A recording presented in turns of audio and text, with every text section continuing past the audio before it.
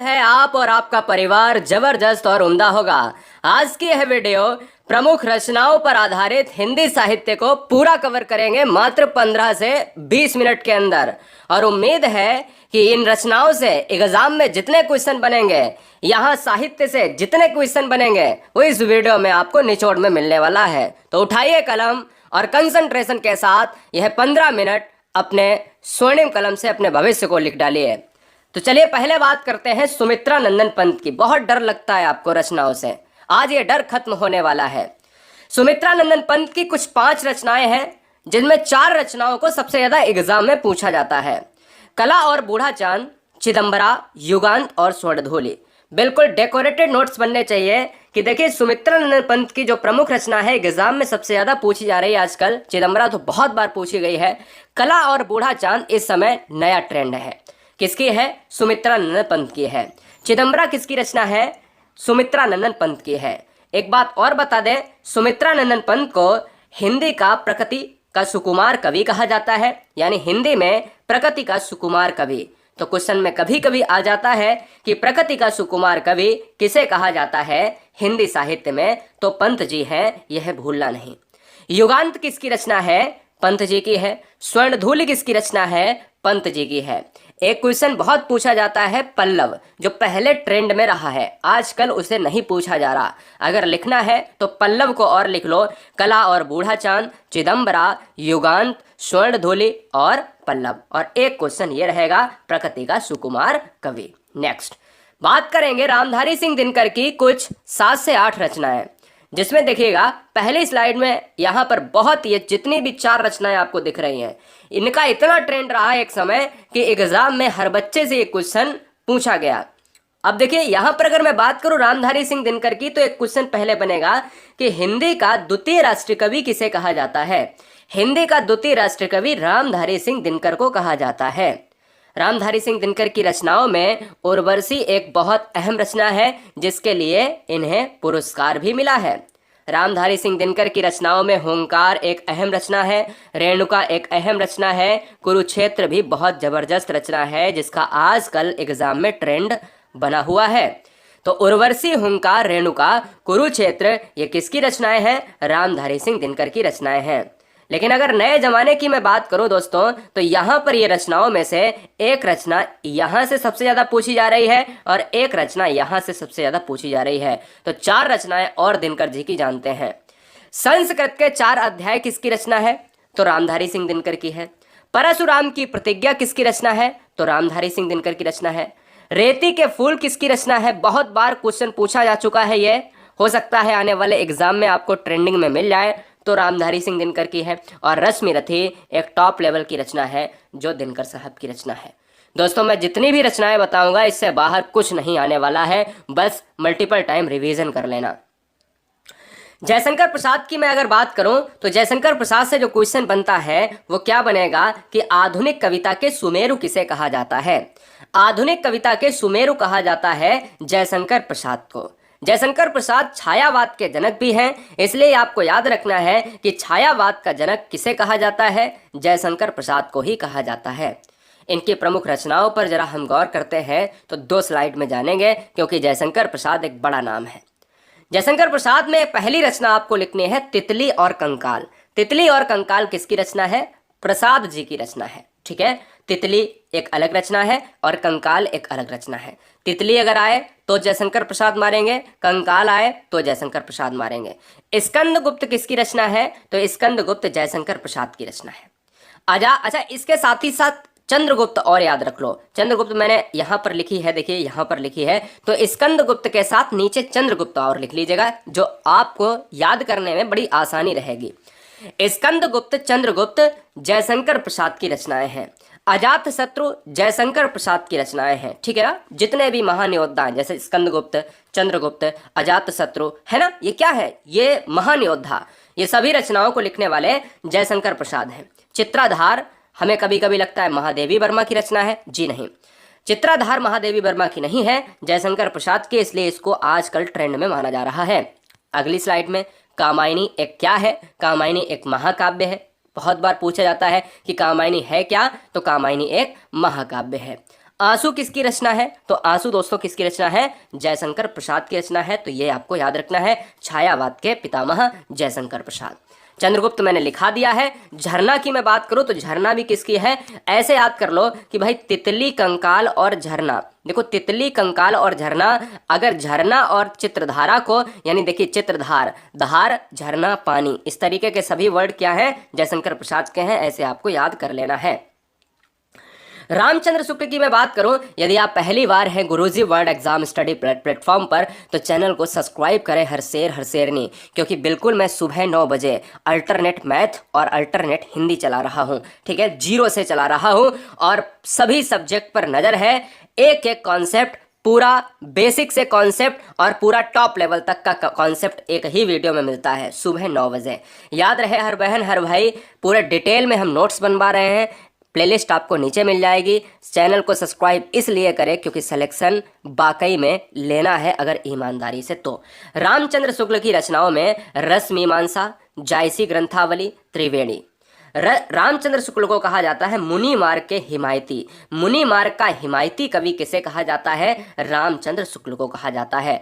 दोस्तों हम बता देना चाहते हैं कि जिसमें त्रिवेणी रचना को और रस मीमांसा रचना को बहुत बार एग्जाम में पूछा गया है, यह बात दिमाग में फीड कर लीजिएगा। अगला पॉइंट आता है सूर्यकांत त्रिपाठी निराला। दोस्तों सूर्यकांत त्रिपाठी निराला, याद रखिएगा कि यहां पर इन्होंने कहा था कि अब ना होगा मेरा अंत, अभी अभी ही तो आया है। मेरा बन में मृदुल वसंत, अभी न होगा मेरा अंत। यही आपका दोस्तों होना चाहिए कि भाई अंत तब हो, हमारे प्राण तब जाएं जब कुछ कर लें। महाप्राण दोस्तों कहा जाता है, सूर्यकांत त्रिपाठी निराला को हिंदी साहित्य का महाप्राण कहा जाता है। सूर्यकांत त्रिपाठी निराला को हिंदी साहित्य का क्रांतिकारी कवि कहा जाता है। ये भी आप नोट कर लें। हिंदी साहित्य में सूर्यकांत त्रिपाठी निराला ने अनामिका लिखा है, परिमल लिखा है, कुकुरमुत्ता लिखा है, राम की शक्ति पूजा लिखा है। दोस्तों याद रखिएगा, कभी कभी कुछ रचनाएं ऐसा होता है कि एक रचना को बहुत सारे कवि लिखते हैं, लेखक लिखते हैं, तो कंफ्यूज नहीं होना है। यहाँ पर देखिएगा वो कभी भी ऑप्शन में दोनों को नहीं देगा। ठीक है, अनामिका, परिमल, कुकुरमुत्ता, राम की शक्ति पूजा, ये फेमस रचनाएं हैं, यह निराला की रचनाएं हैं। और निराला में बहुत इंपॉर्टेंट जो आता है, एक क्वेश्चन पूछा जाता है, लिख लो नोट करके। यहाँ पर कहता है कि निराला की प्रथम रचना कौन सी है? निराला की प्रथम रचना है जूही की कली। यहाँ कली लिखना भूल गया, जूही की कली। ठीक है, जूही की कली निराला की प्रथम रचना है। आजकल जो पूछा जा रहा है नए पत्ते, सबसे ज्यादा एग्जाम में यही क्वेश्चन निराला से मिल रहा है कि नए पत्ते किसकी रचना है? तो सूर्यकांत त्रिपाठी निराला की है। आराधना किसकी रचना है? सूर्यकांत त्रिपाठी निराला की है। सरोज स्मृति किसकी रचना है? निराला की है। आपको ये याद रखना है, ये याद रखना है। ठीक है, अनामिका, परिमल, कुकुरमुत्ता, ये तो सभी याद रखनी है। अब मैं बात करता हूं हरिश्चंद्र, एक हिंदी में टॉप ट्रेंडिंग नाम, जिसका नाम है भारतेंदु हरिश्चंद्र। भारतेंदु हरिश्चंद्र को कहा जाता है हिंदी नवजागरण का अग्रदूत।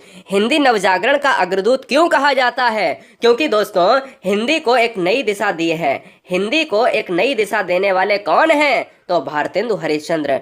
हिंदी को नई दिशा, हिंदी एक नई चलन में ढली, यह किसने कहा है? हरिश्चंद्र ने कहा है। इसलिए याद रखें कि भारतेंदु हरिश्चंद्र को आधुनिक हिंदी का जन्मदाता भी कहा जाता है। लिख लीजिएगा, आधुनिक हिंदी का जन्मदाता, पितामह, जनक किसे कहा जाता है? हरिश्चंद्र को कहा जाता है। अब मैं आपको बताऊं, इनकी प्रमुख रचनाओं में भारत दुर्दशा बहुत प्रसिद्ध रचना है, विश्व प्रसिद्ध। अंधेर नगरी, चौपट राजा वाली भाई प्रसिद्ध रचना है। प्रेम माधुरी, प्रेम प्रलाप, ये प्रसिद्ध रचनाएं हैं। गीत गोविंदानंद, ये प्रसिद्ध रचना है। वेरी वेरी मोस्ट इंपॉर्टेंट दोस्तों, ये बहुत इंपॉर्टेंट नाम है भारतीय हिंदी साहित्य के जगत में। चलिए, ये आपने लिख लिया। भारत का एक ऐसा कवि, एक ऐसा रचनाकार जिसको नवजागरण का अग्रदूत, जिसको आधुनिक हिंदी का जनक, पितामह कहा जाता है, भारतेंदु हरिश्चंद्र हो गए। अब बेहतरीन नाम दोस्तों आपके स्क्रीन पर है धर्मवीर भारतीय। देखिए बहुत ईमानदारी से पढ़ेंगे, जितना पढ़ेंगे उतना सॉलिड पढ़ेंगे। सूरज का सातवां घोड़ा, सूरज का सातवां घोड़ा किसकी रचना है? धर्मवीर भारती की रचना है। गुनाहों का देवता बहुत बार पूछी जाती है और आजकल इनका ट्रेंड है। मैं केवल 4 ही रचना बताऊंगा और इन 4 रचनाओं में एक एग्जाम में देखने को मिलेगी, ये पक्का वादा है। धर्मवीर भारती में अंधा युग, ठेले पर हिमालय, गुनाहों का देवता, सूरज का 7वां घोड़ा, ये वेरी वेरी मोस्ट इंपॉर्टेंट। कुछ लिख रहा हूं तो कुछ तो बात होगी, जोर दे रहा हूं तो कुछ तो बात होगी धर्मवीर भारती में। चलिए अगला पॉइंट आता है महादेवी वर्मा, नीरजा, रश्मि, मेरा परिवार, यामा। इससे पहले जान लो कि आधुनिक युग की मीरा किसे कहा जाता है। आधुनिक युग की मीरा कहा जाता है महादेवी वर्मा को। आधुनिक युग की मीरा किसे कहा जाता है? महादेवी वर्मा को कहा जाता है। नीरजा किसकी रचना है? महादेवी वर्मा की रचना है। रश्मि किसकी है? वर्मा जी की है। मेरा परिवार बहुत ट्रेंडिंग में है आजकल। यामा तो बहुत पुराना है और साहित्य के लिए जबरदस्त पुरस्कार भी मिला है 1982 में दोस्तों। महादेवी वर्मा की रचना ये 4 और ये 4। देखिए सांध्य गीत किसकी रचना है? महादेवी वर्मा की है। दीप शिखा किसकी रचना है? महादेवी वर्मा की है। अतीत के चलचित्र किसकी रचना है? महादेवी वर्मा की है। और निहार किसकी रचना है? महादेवी वर्मा की है। याद कर लीजिएगा, नीरजा, रश्मि, मेरा परिवार, यामा, सांध्य गीत, दीप शिखा, अतीत के चलचित्र, निहार, ये सभी रचनाएं किसकी है? आधुनिक युग की मीरा। आधुनिक युग की मीरा दोस्तों किसे कहा जाता है? महादेवी वर्मा को कहा जाता है। चलिए बात करेंगे प्रेमचंद्र, एक जबरदस्त नाम, विश्व प्रसिद्ध नाम है दोस्तों। प्रेमचंद्र कोई कभी भुला नहीं सकता। प्रेमचंद्र की मैं बात करूं तो गोदान, गवन, निर्मला, कफन, सेवा सदन, मंगल सूत्र, है ना। अगर मैं बात करूं दोस्तों ईदगाह, जाने कितनी, सोजे वतन, बहुत रचनाएं। लेकिन फिलहाल जो एग्जाम में ट्रेंड होती हैं वो समझिए। प्रेमचंद्र को कहा जाता है उपन्यास का सम्राट। उपन्यास का सम्राट कहा जाता है। प्रेमचंद्र की मैं बात करूं तो गोदान के साथ गवन भी लिख लेना, आगे गवन भी लिख लेना। आता नहीं है इतना गोदान गवन, अब नहीं पूछा जाता है। बहुत टॉप लेवल की रचनाएं दोस्तों, कभी मौका मिले तो पढ़िए इनको, ठीक है। हर जगह ये किताबें उपलब्ध हैं। निर्मला, ये निर्मला दोस्तों है ना, ये बहुत इंपॉर्टेंट है। कफन, सेवा सदन, ये सभी रचनाएं किसकी हैं? प्रेमचंद्र के उपन्यासों के सहित रचनाओं की बात कर रहा हूं दोस्तों। और याद रखिएगा यहां पर एक लिख लीजिएगा मंगल सूत्र। दोस्तों क्वेश्चन में पूछा जाता है कि प्रेमचंद्र का अधूरा उपन्यास कौन सा है, तो अधूरा उपन्यास मंगल सूत्र है। लिख लो, नोट कर लो कि प्रेमचंद्र का एकमात्र अधूरा उपन्यास कौन सा है? मंगल सूत्र है, यहां पर नोट कर लो। और रचनाओं में मैं अगर बात करूं, रंगभूमि, मानसरोवर, प्रतिज्ञा, नमक का दरोगा। नमक का दरोगा एक टॉप लेवल की रचना है, इंडिया में जबरदस्त इसका नाम है। प्रेमचंद्र की रचनाओं में रंगभूमि, मानसरोवर, प्रतिज्ञा, नमक का दरोगा और दोस्तों गोदान, गवन, निर्मला, कफन, सेवा सदन और मंगल सूत्र और लिखाया है। उस चीज पर और गौर करें, ठीक है। चले आगे, चलेंगे आगे। अगला पॉइंट आता है रसखान का। रसखान का देखिए क्या पॉइंट है। रसखान का क्या पॉइंट है? रसखान का दोस्तों यहां पर मैं बताना चाहूंगा 2 रचनाएं हैं जिसमें 2 ही रचना आपको याद करनी है। जिसमें केवल 2 ही रचना आपको याद करनी है, वो है प्रेम वाटिका और एक है सुजान रसखान। सुजान रसखान को तो आप यहाँ पर देख सकते हो, नाम से ही पता चल जाएगा। और प्रेम वाटिका जो सबसे ज्यादा इंपॉर्टेंट है। प्रेम वाटिका किसकी रचना है? रसखान की रचना है। अगला पॉइंट आता है जायसी साहब, एक बहुत जबरदस्त नाम। जायसी से 3 रचनाएं एग्जाम में हर बार पूछी जाती हैं। पहला है पद्मावत। क्या है? पहला है दोस्तों पद्मावत, दूसरा है अखरावट, तीसरा है कहरनामा और चौथा है आखिरी कलाम। 4 रचनाएं याद कर लो, कभी भी एग्जाम में आपको पछताना नहीं पड़ेगा। 4 रचनाएं याद कर लो, एग्जाम में पछताना नहीं पड़ेगा। पद्मावत, अखरावट, कहरनामा, आखिरी कलाम, यह रचनाएं मलिक मोहम्मद जायसी साहब की हैं। गलतियां नहीं होंगी आपसे। अगला आता है अयोध्या सिंह उपाध्याय। अयोध्या सिंह उपाध्याय को देख लेते हैं फटाफट।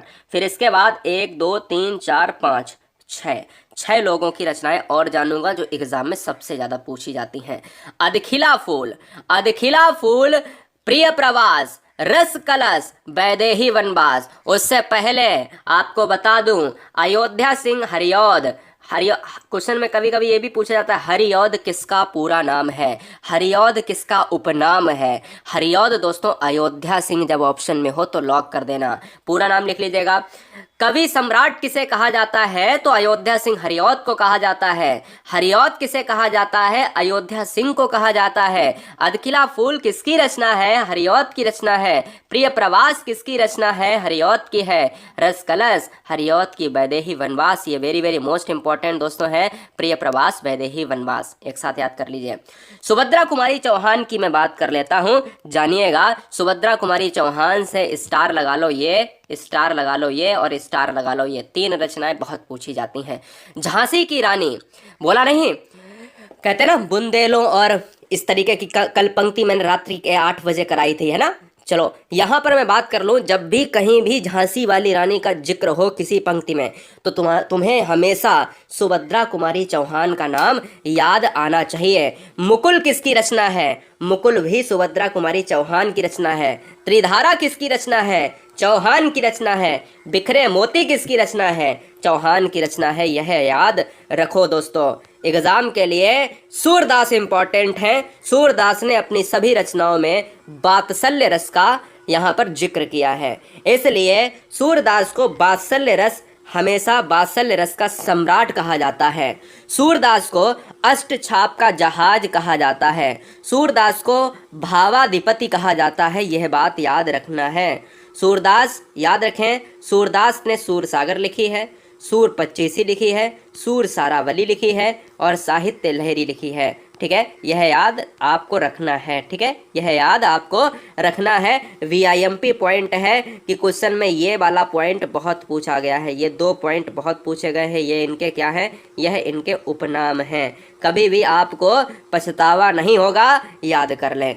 हरिवंश राय बच्चन की बात आ रही है तो हरिवंश राय बच्चन को जरा देख लेते हैं, फिर देखेंगे मैथिली शरण गुप्त को।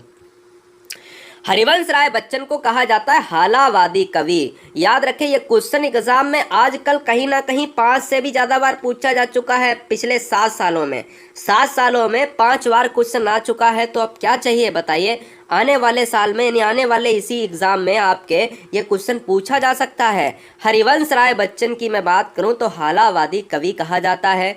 हरिवंश राय बच्चन ने मधुशाला लिखी है, मधुकलश लिखी है, निशा निमंत्रण लिखी है। क्या भूलूं क्या याद करूं। वीडियो अगर तेज है तो रोक जरूर लीजिए, क्योंकि हमें रुकना नहीं है। हमें एग्जाम के लिए बहुत सारी वीडियो देनी है आपको, और उम्मीद यह है कि एग्जाम के पहले और एग्जाम के रिजल्ट तक वो प्रहार एग्जाम पर करना है ना कि रिजल्ट भी चौंक जाए। तो ये चीजें आपको याद रखनी है। मधुशाला, मधुकलश, निशा निमंत्रण, क्या बोलूं क्या याद करूं। मैथिली शरण गुप्त से बेहतरीन पॉइंट आएगा कि हिंदी साहित्य में राष्ट्रकवि के नाम से किसे जाना जाता है, तो आपको याद रखना है कि हिंदी का राष्ट्रकवि किसे कहा जाता है। हिंदी का राष्ट्रकवि कहा जाता है मैथिली शरण गुप्त को। भारत भारती किसकी रचना है, गुप्त साहब की है। साकेत किसकी रचना है, गुप्त साहब की है। जयद्रथ व्रत किसकी रचना है, गुप्त साहब की है। यशोधरा किसकी रचना है, गुप्त साहब की है। याद रख लीजिएगा दोस्तों, प्रथम राष्ट्रकवि किसे कहा जाता है, गुप्त को। द्वितीय राष्ट्रकवि किसे, रामधारी सिंह दिनकर को, कभी भूलोगे नहीं। और ये रहा तुलसीदास जी की रचनाओं का पूरा सारांश, और इसके बाद केवल कालिदास लेंगे और वीडियो को खत्म करेंगे। दोस्तों यहाँ पर बात कर रहे हैं तुलसीदास जी की। विनय पत्रिका किसकी रचना है, तुलसीदास की है। दोहावली, कवितावली तुलसीदास। हनुमान बाहुक तुलसीदास। पार्वती मंगल, जानकी मंगल तुलसीदास। देखो पार्वती मंगल लिख लो, जानकी मंगल लिख लो, एक और लिख लो रामायण बरवय। अगर क्वेश्चन में ये पूछा जाए कि तुलसीदास की रचनाओं में रामचरितमानस तो बहुत सिंपल है, रामचरितमानस किस भाषा में लिखी गई है, अवधी भाषा में। और विनय पत्रिका किस भाषा में लिखी गई है, ब्रज भाषा में। तो दोनों ये लिख लीजिएगा फटाफट। रामचरितमानस किसकी रचना है, तुलसीदास की, ये सब लिख लीजिएगा फटाफट। कवि शिरोमणि किसे कहा जाता है, तुलसीदास को। लोकनायक हिंदी का किसे कहा जाता है, तुलसीदास को। हिंदी का जातीय कवि किसे कहा जाता है, तुलसीदास को। हिंदी का मानस हंस किसे कहा जाता है, तुलसीदास को। फटाफट वीडियो को रोक के लिखिएगा। कोई भी शिकायत, कोई भी ये नहीं चाहिए, कोई भी यहाँ पर मुझे ये नहीं चाहिए कि सर एग्जाम में आया क्वेश्चन गलत हो गया। और दोस्तों लास्ट में ये रहा कि भैया पूरे कालिदास की मैं बात करूँ यहाँ पर पूरी 5 रचनाओं के साथ। मालविकाग्निमित्रम, मेघदूत, अभिज्ञान शाकुंतलम, रघुवंशम, कुमार संभव किसकी रचना है? कालिदास की रचना है। कालिदास एक ऐसा नाम है जो विश्व में जितने कवि, जितने लेखक हुए हैं, वर्ल्ड लेवल के हमारे जो लेखक हुए, कवि हुए, वो तो कहीं ना कहीं बहुत गोल्डन कवि हैं, लेकिन अगर जितने विश्व वाले कवि हैं वो इनके नाम से थर थर कांपते हैं दोस्तों। कालिदास एक ऐसा नाम है, प्रेमचंद्र एक ऐसा नाम है जो कहीं ना कहीं आप इनका डंका बजते हुए देख सकते हैं। कालिदास की ये सारी रचनाओं को आपको याद होना चाहिए। ये जीके में भी पूछी जाती हैं, हिंदी में भी पूछी जाती हैं।